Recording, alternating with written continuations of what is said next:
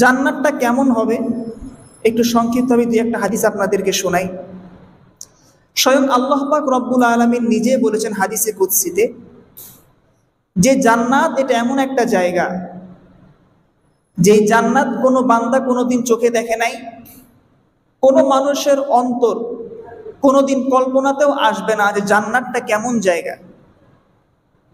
এবং আল্লাহ পাক রব্বুল আলামিন নিজেও বলেন ফালা তা'লামু নাফসুম মা উখফিয়া লাহুম মিন কুররাতি আয়ুন, যে কোনো বান্দা জানে না যে তার জন্য আল্লাহ পাক রব্বুল আলামিন চক্ষু শীতলকারী কি জিনিসটা আল্লাহ পাক লুকিয়ে রেখেছেন। সুবহানাল্লাহ পাঠ করেন।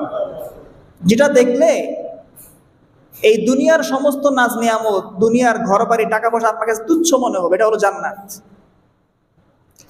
এই জান্নাতের মধ্যে আল্লাহ পাক রব্বুল আলামিন এমন একটা গাছ রেখেছেন। গাছ, নবীজি বলেন ইন্না ফিল জান্নাতি লাশজারাতান, নিশ্চয় জান্নাতের মধ্যে এমন একটা গাছ আছে ইয়াসিরুর রাকিবু ফি জিল্লিহা মিআতু আমিন, যদি কোনো আরোহী ব্যক্তি ওই জান্নাতের গাছের ছায়ায় 100 বছর চলে, তারপরও সে ব্যক্তি জান্নাতের সে গাছের ছায়াকে অতিক্রম করতে পারবে না। সুবহানাল্লাহ। তাহলে চিন্তা করে দেখেন, যদি জান্নাতের একটা গাছ এমন হয়, তাহলে জান্নাতের অন্যান্য নাজ নিয়ামতগুলো আমাদের জন্য কেমন হবে। সর্বশেষ যে ব্যক্তি জান্নাতে যাবে, সর্বশেষ মানে যার পরে আর কেউ জান্নাতে যাবে না, সেই সবার সে জান্নাতে প্রবেশ করতেছে।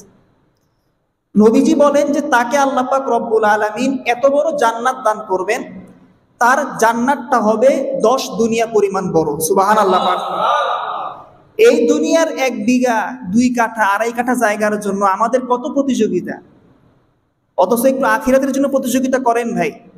আপনি যদি সবার শেষেও জান্নাতে যান, আপনাকে আল্লাহ পাক এত বড় জান্নাত দান করবেন যেটা 10 দুনিয়া পরিমাণ বড়। সুবহানাল্লাহ।